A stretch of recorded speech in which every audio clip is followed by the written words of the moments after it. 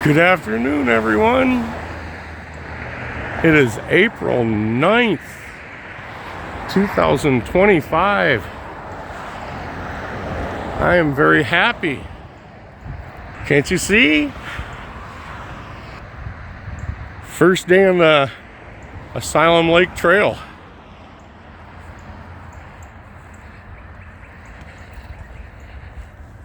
Gonna take a look. See what kind of timber has fallen over the winter. I'll be right back. Everything same as it was last fall so far. Taking a minute to a little history lesson here on what happened between the hours of 1:30 p.m. and 3 p.m. 160 years ago. Right now, we're within that time limit. A little place called Appomattox Courthouse down in Virginia. The home of Wilmer McLean.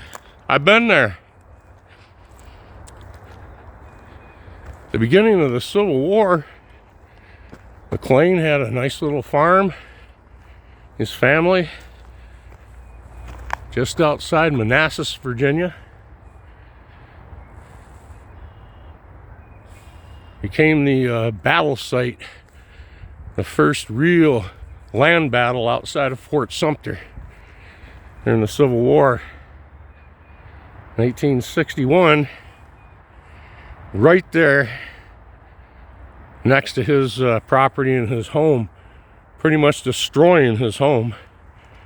And McLean picked up what they had left and decided to haul butt, get away from this war stuff, and decided to make his way as far to the west of the battlefields as what he could. And so he bought a nice home in very small little village of Appomattox Courthouse. A tree right here that's been uprooted. Right back.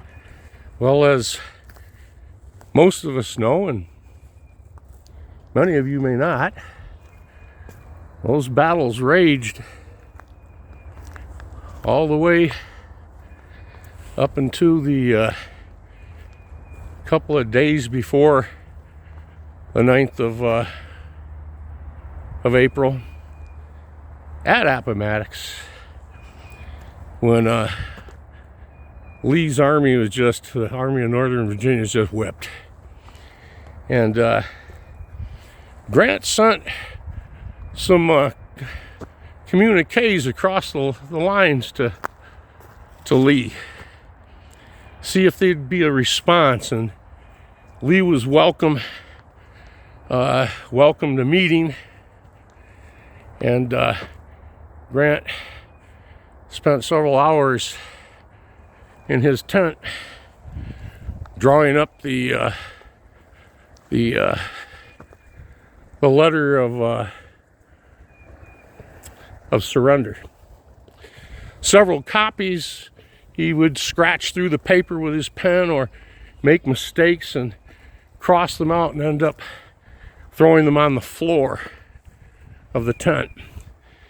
And there were several copies, and these copies were gleaned off the floor by one of U.S. Grant's attendants, a gentleman, a Native American, last name of Crosby, native to the Cadillac, Manton, Michigan area. Many years later, my mother, her family, her mother and father and brother, moved to Manton, and in Cadillac, and they met this man. It was his son, it was Crosby's son, His last name, of course, was Crosby as well. But this old gentleman had his father's papers from the Civil War, and there were 2 of the copies that he had taken off the floor right there of Grant's tent, and one of them was fairly complete. The other one he had just started. There was maybe 10 words, and he had scratched through the paper, tearing the paper, and just discarded it. The other one was all the way to the end, including a place for Lee to sign. Of course, Lee hadn't seen it. This was discarded because Grant had crossed out 3 or 4 words on that document, and then decided, no, I gotta rewrite this, and he did. Well, my mother's seen these with her own eyes. She handled them with her own hands, and I do not know whatever happened to those, what the Crosby family ever did with those. I hope that they're in a museum someplace. Pretty cool. But Lee agreed to meet, and they decided to meet, of all places, at Wilbur McLean's home in the front parlor there in Appomattox Courthouse. I've been there too. I've stood right there in the front lawn where the General Lee showed up on time, dressed in a very clean uniform, shine boots, riding traveler, and he was brought up the steps in the front door into the parlor there on the left. Grant was late. He was wearing the dirty boots of a private, and his uniform was not his best, and it was what they call it, soiled. I'll be right back. Grant came up the steps into the McLean home and was pointed in the right direction. It's not hard. Into the parlor where General Lee was waiting. They spoke. They exchanged pleasantries. You'll read about where General Grant reminded General Lee that they had served together in the Mexican War, storming the Chapultepec Castle, and so forth. And Lee came right forth and told him that he knew that he had served there, but he did not remember seeing him. And so they went on from there, their conversation.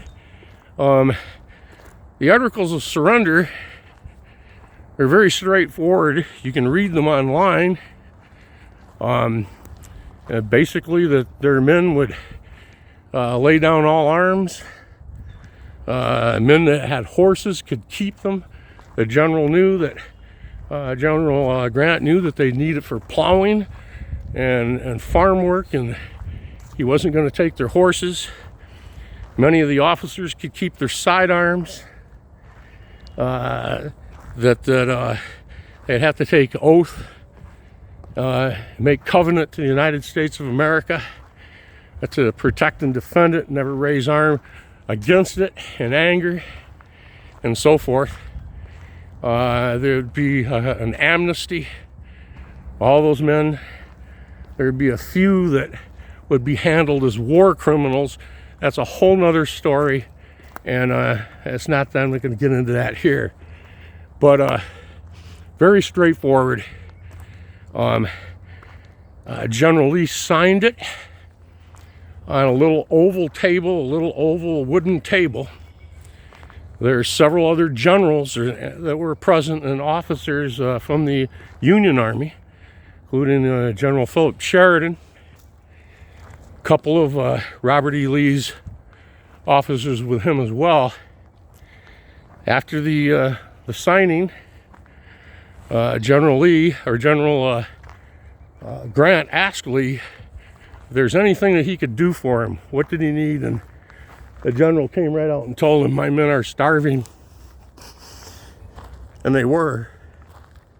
And he says, we need food. Grant ordered on the spot 25,000 rations to immediately be expedited and brought directly into the lines of the Confederate troops, along with medical supplies and other things.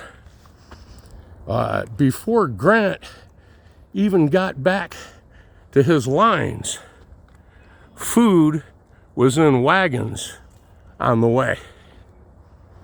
That's how quick these orders were executed. By things that I've read, written by soldiers at the time, the Union knew how badly whipped the Confederates were, and many of them fellows actually felt darn sorry for them. And when they knew that it was at the end, and when it came on that day and the word come down, that's it, surrender's been signed, there was some happiness on both sides. There wasn't a whole lot of people pulling punches and saying, "No, we're not gonna send that food till tomorrow or later today." No, they got right on it and they sent it to them. The word post haste I've read being used in that manner, but that was a very, very interesting day. 160 years ago, right now, as we speak. I'll be right back. See a lot of the older deadfall here. The trail is in excellent shape. You know, there's all kinds of museums and cemeteries. My favorite museum would be the Air Force Museum down in Dayton. Okay. And then we can move on to the Field Museum in Chicago. You know, some good museums out there. Seen a lot of cool stuff. The Patton Museum down at Fort Knox. And on and on. My grandson and I are going to be going to the Gilmore Car Museum this weekend. I'm going to make a video. So is he. There's one artifact, and I get a little emotional about this. You'll have to pardon me. But there's one artifact that I seen, just came on it, came upon it as I was walking through, looking at the displays at the Museum of the Confederacy in Richmond, Virginia.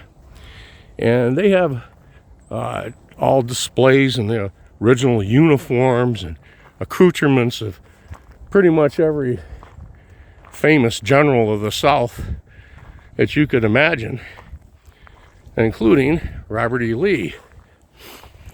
And so you're looking through his little display there, and they had his tent, and they had his bed, saddle, hat, things like that.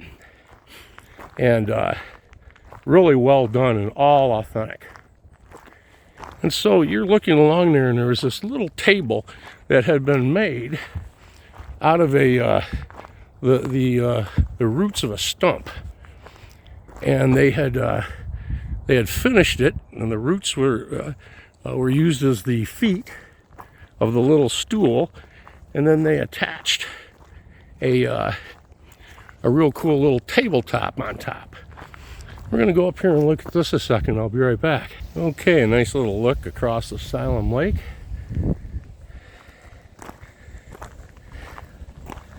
The overflow down into Little Asylum. So, where were we?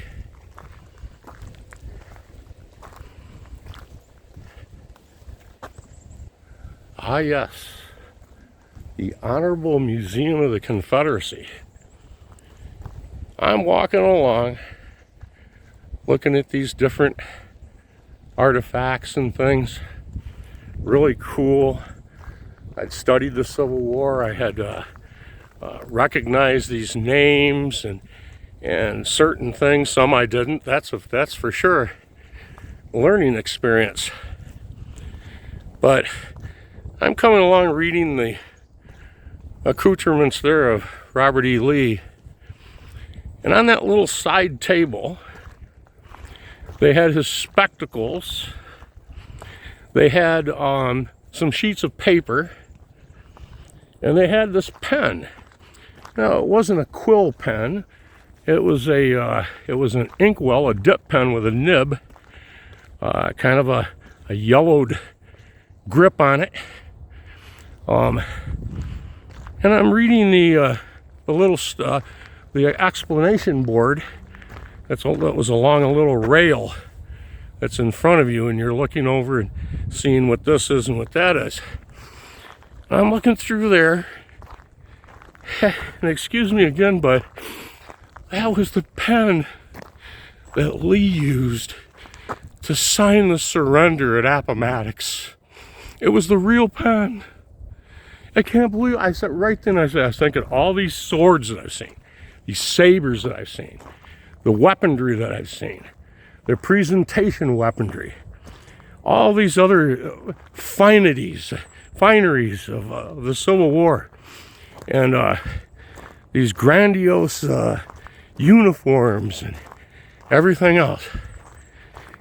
All of it wrapped up together. Every bit of that wrapped up together didn't mean or was as valuable as that little pen sitting on that little table. You can't make it up. I hope it's still there. I hope that some of you have been there and seen that. Realize exactly what the importance of that is. My gosh. They say the pen is mightier than the sword. Well, it darn sure is, and right there's the proof of it. If there's ever an artifact of the Civil War that came up for auction, and somebody out there was going to pay $1 million plus for it, there it is right there. I've seen $500,000 gold presentation swords from the Civil War. Okay. Grant's presentation sword, I think, is worth, well, it was at one time, it was worth like $700,000 or something like that. Don't quote me on that, but a lot. Well, just think of what the pen would be worth there that Lee used. Now, I'm glad that all is over. I'm glad those museums exist. Right there in Richmond, if you look for it, was a little tough to find. But you can look for Hollywood Cemetery along the banks of the James River, high on the banks of the James, overlooks the James. There's a couple of presidents in there. I think President Tyler is in there. The president of the Confederacy is also buried there.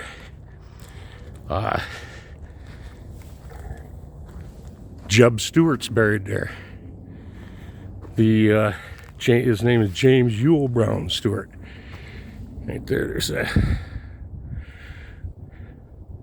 nice crane looking to fish.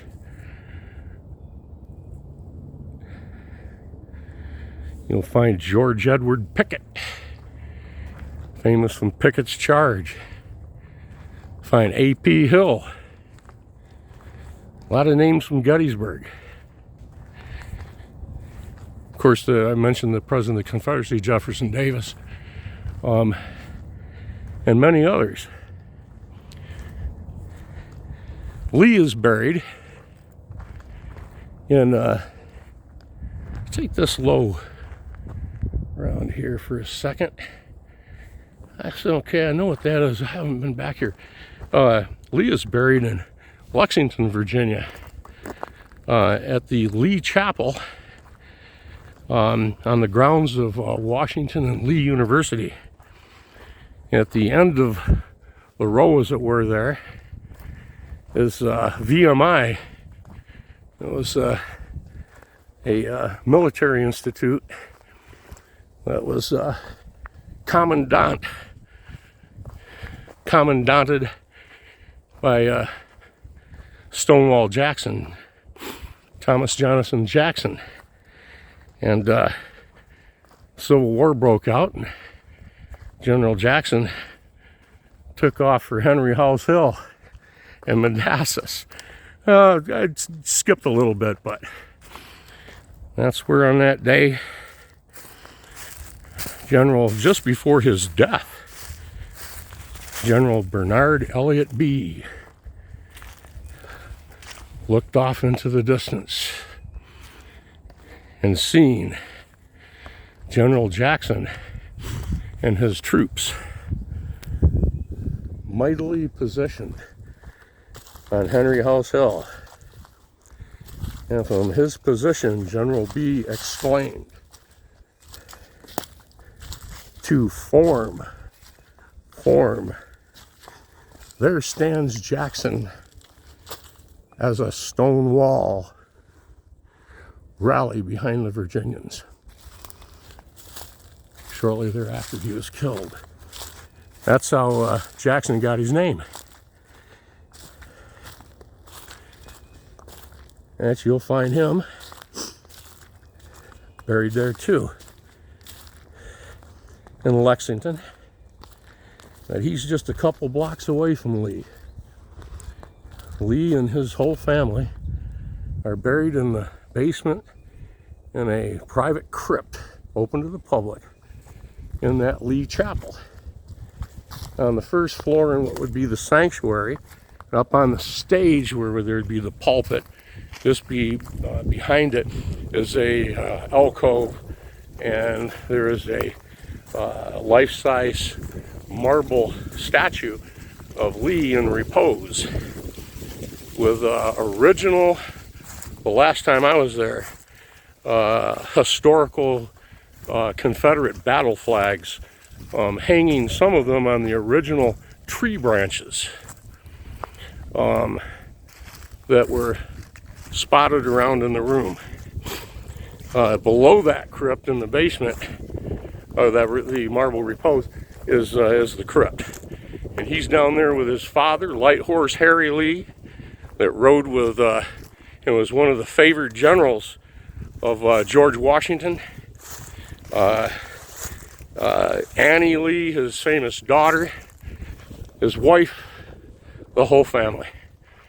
Outside the chapel, in the grass alongside the building, back in the day, I don't know if they still have that monument there, but there was a plaque on the ground that was placed by the Virginia UDC, the United Daughters of the Confederacy, and they had the remains of Traveler, Lee's white horse, buried there. And so you can even visit Traveler, as it were. I'll be right back. Well, you can see the beavers have been busy at work. They have put this chicken wire around the tree trunks of the trees they're trying to save. As you can see, some of them are not doing so well. Those are older. These are all older trees that have been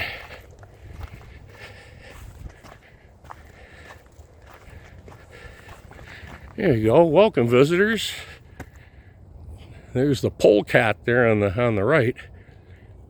Le oui, le who, le pew pew, le polecat, le pew. Isn't that what they call him, the polecat? Oh man, fake Chanel number 5 makes you smell like a polecat.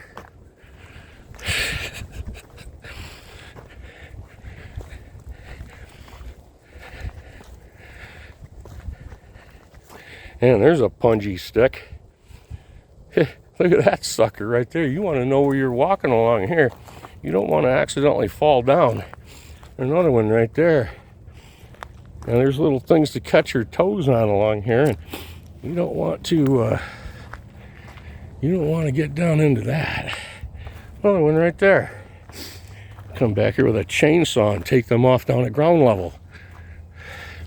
This is going to get soggier and boggier. And it's going to look just like this.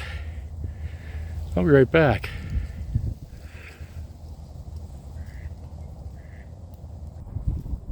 Well, you're walking along and you see punjies on the trail. Shall you step to the right or the left to get out of their way? Or shall you proceed? Well, let's see what's dangling in the trees. See if there's any little wire across here. I would hope I would have seen these about 30 meters back, and I would have cut up there into the woods. That's just me. Some wild ass abatis of some sort right here. That makes some really good abatis. Line a bunch of those up in front of your improvised fortification, and it might work. Here's the makings of a Quaker gun. Good luck. I remember back in the day when I was studying Civil War fortifications and visiting them, the different battlefields over a number of years, and I learned all about abatis. Learned all about my particular favorite was the chevaux de frise. It was a log 10 to 20 feet long. They'd bore holes in it, and they'd take limbs, branches, and sharpen them down, and they'd plug them into those holes, making these logs look like rolling spikes, like a rolling spike wheel. And you could position them and they'd stay put. You could interlock them, and approaching infantry was hard to get through chevaux, especially if there are other layers around some of the forts and so forth. They had time to make them. I've read about where there were some positioned uphill, and they made them so that they could release them from the top of the crest of the hill, and they would roll like the spiked logs downhill, right over the top of the advancing opponent, and that they very hard to get back up on top. So it was like a last ditch type effort. They'd roll the chevaux. Man, that's you talk about Game of Thrones, or you talk about medieval. We'll just use that term. My people, my ancestors, the Visigoths, the things that they didn't have to improvise. Of course, after a couple of battles with the Romans, they picked up some things off the ground, and they were in good shape, but there were still those that preferred the axe. I'll be right back. Now, I just noticed a large tree. It's a good 12 to 14 inches in diameter, and the beaver have gone to town on that. That's fresh. Yep, won't be long. Look like its neighbor right here. And just before we sign off here, we have to ask you the question, as we are discussing the final resting places of mortal remains of individuals in the Civil War. The big question: who's buried in Grant's tomb? That's right, President Ulysses S. Grant. Now, that tomb was vandalized years ago, kind of made into a little bit of a skateboard park. It's in New York City. It's quite a place. It's well done now. A lot better condition and a better place to visit. But it's amazing that you have Grant buried in a huge tomb near Central Park. Not in Central Park, but well, close enough. A little ways away. Yeah, Robert E. Lee buried in the basement of a church next to all of his relatives. And his horse buried just outside. Same thing you think about other famous graves I've seen. We'll go into it another time. Man, you know, you think that they would have had more, but then that's what the first thought is. And then you realize about where these people were coming from, you know, where their hearts were really at, and what they did with the funds or resources they had. Those are very interesting talks, and we'll be getting into that later. Thanks for watching, coming along here today. Everything looks about the way that it did here a little while back. I don't see anything drastic. The old falls, but we haven't been to the end yet. A couple more months, we'll see what she looks like. Thanks again for watching, being along with me today. We'll certainly see you in the next one, if I can find my way out of here. Anytime there's the word asylum, I get a little nervous. See you in the next one. Have a great day.